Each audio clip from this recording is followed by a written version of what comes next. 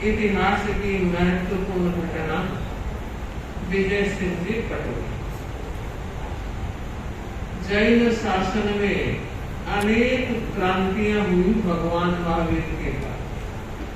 अनेक धर्म संप्रदायों का जन्म हुआ। उस क्रांति में एक क्रांति के पूर्वापुरुष थे आचार्य ऋषि।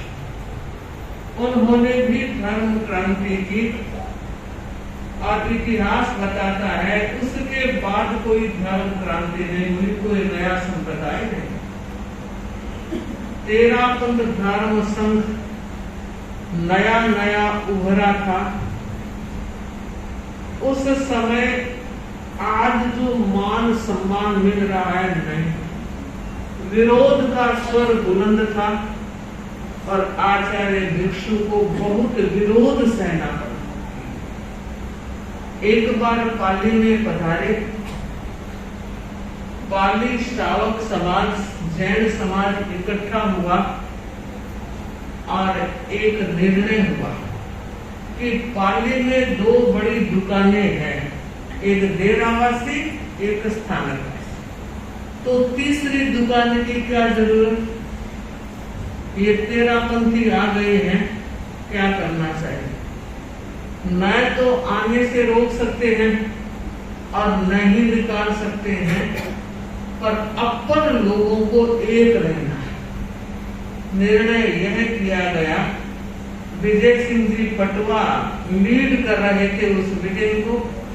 वे खड़े होकर कहते हैं कि अपन में से कोई भीखंड जी के पास जाएगा नहीं, व्याख्यान सुनेंगे नहीं और अकेले बैठे कितने दिन रहेंगे, अपने आप चले जाएंगे।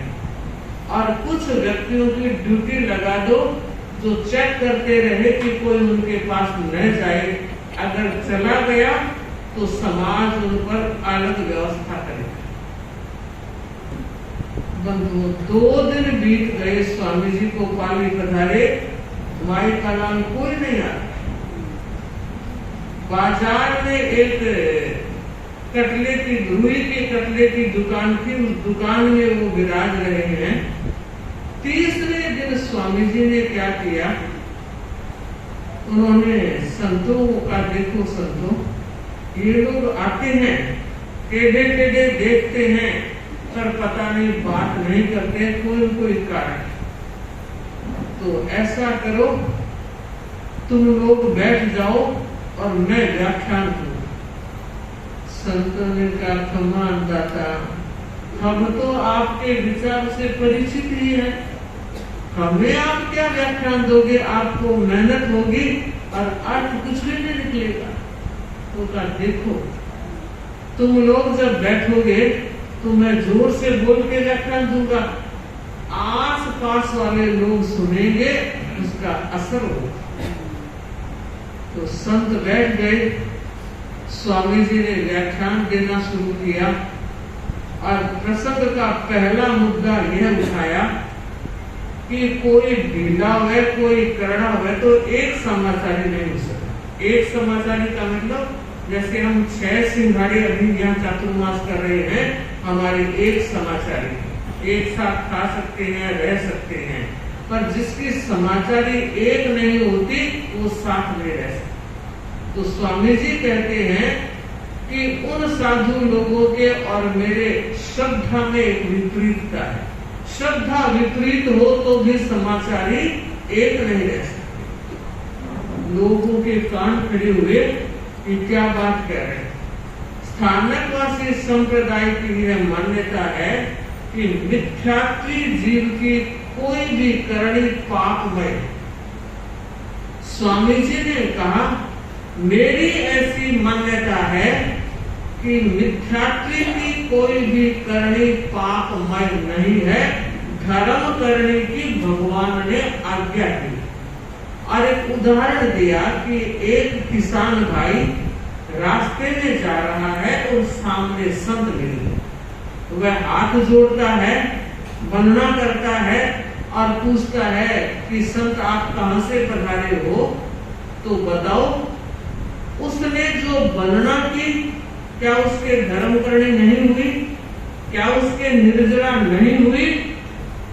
और कहते हैं दो व्यक्ति विजय सिंह जी पटवा और वर्धमान जी पितलिया दोनों साथ साथ बैठे थे और बड़े तत्व ज्ञानी कहलाते थे। तो वर्धमान जी ने पटवा जी से कहा, देखो रे बात तो ठीक कह रहे हैं, कोई भी व्यक्ति चाहे सम्यक्ति है चाहे नहीं है, अगर बनना करता है तो उसको धर्म ही होगा, धर्म लाभ ही होगा। तो विजय सिंह नहीं, मिथ्यात्व की करनी पूरा पाप। दूसरे दिन स्वामी जी ने कहा कि कोई भी व्यक्ति अगर सच बोलता है, माला जाप करता है, अच्छी भावना रखता है, तो भगवान की आज्ञा में है। और मैं पूछना चाहता हूँ, पहले तो सारे जीव पहले गुणस्थान में होते हैं, मिथ्या दृष्टि गुणस्थान में होता है, उसके बाद जैसे जैसे कर्म का हल्कापन आता है, क्षयोत्सम भाव बढ़ता है, दर्शन मोह ने कर्म भोगिता है, तो वो मिथ्यात्व से सम्यक्ति बनता है। अगर मिथ्यात्व की हर करनी अच्छी करनी भी पापमय होगी, तो मुझे बताओ कि फिर मिथ्यात्व से सम्यक्ति कैसे बनेगी? और मेरे पास सूत्र के प्रमाण है। ये बात कहके स्वामी जी रुके और वर्धमान जी ने कहा, विजय सिंह जी बाबू ठीक करो, अगर कोई अच्छी करनी करता है, शुभ करनी करता है, तो उसके कर्म की निर्जा होगी। तो कहा नहीं, अगर इनके पास सूत्र का प्रमाण है तो बताया क्यों नहीं? चुप क्यों हो गए?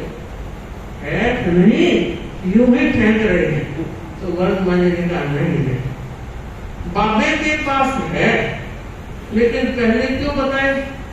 कोई पूछे तो बताए, चलो अपन चलते हैं पूछते। तो कहा नहीं, गलत बात। अपन ने तो निर्णय किया कोई उनके पास जाएगा नहीं, तो अपन नियम कैसे तोड़ सकते हैं?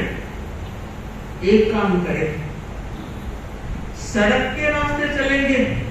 सड़क तो किसी के बाप की नहीं, चाहे इधर से जाए चाहे इधर से जाए। तो जिधर स्वामी जी बैठे उस रास्ते से चलते हैं, और जैसे वो दुकान आएगी, अपन नीचे सड़क पर खड़े होकर तो पूछ सकते हैं। अपन पूछेंगे कि बिगड़ जी वो सूत्र क्यों नहीं बताए? तो कहा मैं नहीं बोलूंगा। तो ठीक है, मैं बोलूंगा। तो दोनों सड़क के पास से होकर गए और वर्धमान जी ने कहा कि आपने सूत्र का प्रमाण तो नहीं दिया। तो स्वामी जी ने कहा कितने प्रमाण दूं? कई प्रमाण है। तो अच्छा, सही बात है कि बिल्कुल तर्क वितर्क हुआ बात करते हुए, और अब विजय सिंह जी का मुंह खुला और उन्होंने कहा कि मिथ्यात्व की करनी धर्ममय नहीं हो सकती। और स्वामी जी ने जब सूत्र की बात कही, कई प्रमाण दिए, तो उन्होंने कहा तो इतने इतने आचार्यों के ध्यान में क्यों नहीं आया? तो स्वामी जी ने कहा आगम का ज्ञान अनंत है, अपने पास तो चिड़ी चुगे उतना सा, जरूरी नहीं ज्ञान की आगम की सारी बातें सबके समझ में आ जाए या ध्यान में आ जाए। बंधुओं, खड़े खड़े विजय सिंह जी ने कहा, वर्धमान जी कमर दुख रहा, इतनी देर हो गई खड़े खड़े, तो कहा बैठ जाते हैं कि नहीं? बैठेंगे तो कैसे? अरे दुकान में नहीं बैठेंगे, पहली पेड़ी पर बैठ जाएंगे, वहां तो नियम नहीं। और बंधु संतों के सोने का टाइम हुआ, बाकी सब संत सो गए, स्वामी जी और ये दो श्रावक पूरी रात चर्चा। और तब स्वामी जी ने कहा अब तो प्रतिक्रमण का समय हो रहा है। बंधु संतों को उठाया और कहा उठो, प्रतिक्रमण का समय हो गया। कि उन्होंने कहा आप कितने बजे उठे? अरे ये तो पूछो, सोए तो पूरी रात उठे हुए थे, सोए ही नहीं। तो उनका था पूरी रात रात्रि योगा करने का फल क्या मिला? तो कहा जब आए थे तो यूं हाथ पीछे, और जब गए तो हाथ जोड़ के गए और कहकर गए कि गुरुदेव क्षमा करना, हम जब आए थे तब वंदना नहीं थी, अब आपको वंदना कर रहे हैं, आज से आपका तत्व हमारी समझ में आ गया, आज से आप हमारे गुरु।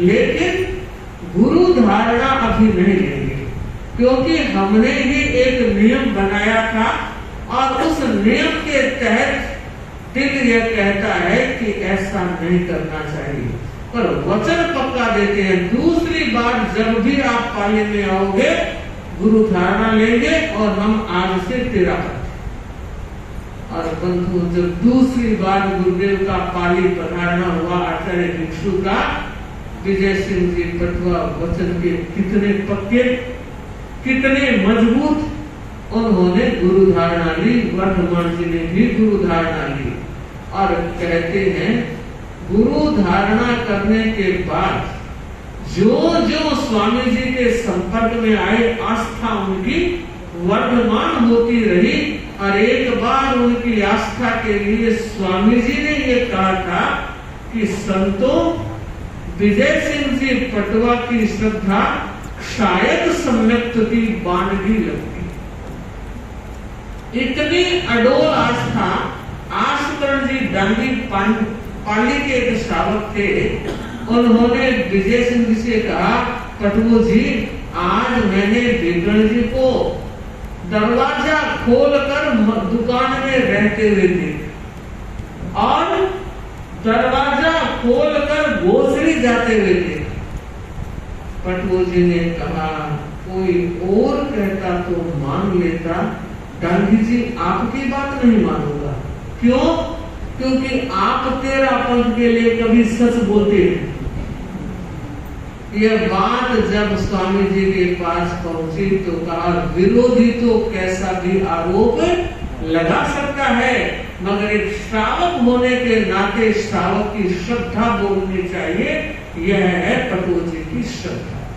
वे पटवो जी सांवरियन शिवराज जोधपुर दरबार में, सांवरियन शिवराज जोधपुर दरबार में तो कटवो जी पूरी बाजी ले गया जियो। भिक्षु भिक्षु भिक्षु मारी आत्मा पुकारे, भिक्षुरों में साचो पर चौपायो जियो। उस घटना का जिक्र करना चाहूंगा। जोधपुर दरबार में पूरी बाजी कैसे कहते हैं, जोधपुर के महाराजा विजय सिंह जी, उन्होंने अपनी बेटी की शादी तय की और खजाने को देखा। भंडारी ने बताया कि शादी में खर्चा ज्यादा होगा और रकम कम, क्या किया जाना चाहिए? तो कुछ उमराव और मुसद्दी जो बैठे थे कहा इस समय पाली में धन बरस रहा, बहुत अच्छी मंडी थी, उपजाऊ मंडी थी, ख्यातनामा थी, तो कहा पाली भेज दिया जाए, वहां के साहूकार दे दे। 2 हाकिमों को भेजा गया और एक पत्र लिखा गया कि 1 लाख रुपया पाली के साहूकार चाहे सरकार की मदद मांग कर दे दे और चाहे चंदा मांग कर दे दे, पर 1 लाख रुपया दे। दोनों हाकिम गए और जानकारी दी कि यहाँ बड़ा सेठ कौन, तो सबने बताया हमारे गांव में बावेचा जी की बड़ी दुकान है, बड़े सेठ। वे बावेचा जी की दुकान पर गए, महाराजा की पानड़ी दिखाई और कहा 1 लाख रुपए आपको इकट्ठे कर। मुनीम जी को पानड़ी दिखाई बागीचा जी ने और कहा बोलो कैसे करनी? तो का सीधा सा रास्ता है, बाजार में जितनी दुकानें हैं सबसे ले लिया जाए, किसी के भार भी नहीं पड़ेगा और लाख रुपए इकट्ठे भी हो जाए। बात जच गई और उन्होंने एक घोषणा करवाई, सारे लोगों को कहलवाया कि इस तरह लाख रुपए इकट्ठे करने हैं और सबको देने। ऐसे तो काम नहीं चलेगा, शाम को मीटिंग कर, और मीटिंग में एक साथ सारा काम हो जाएगा। तो कहते हैं जाजम बिछाई, पंचायत बैठी और सारे लोग बैठे। उस समय लोगों ने एक बात कही, सेठ जी आपने जो बात कही है सबसे ले लिया है, कोई तो रुपया कमाता है, कोई 500 कमाता है, छोटी मोटी दुकानदारी के हिसाब से टिप लिखनी चाहिए, सब एक जैसी टिप कैसे लिखा पाएंगे।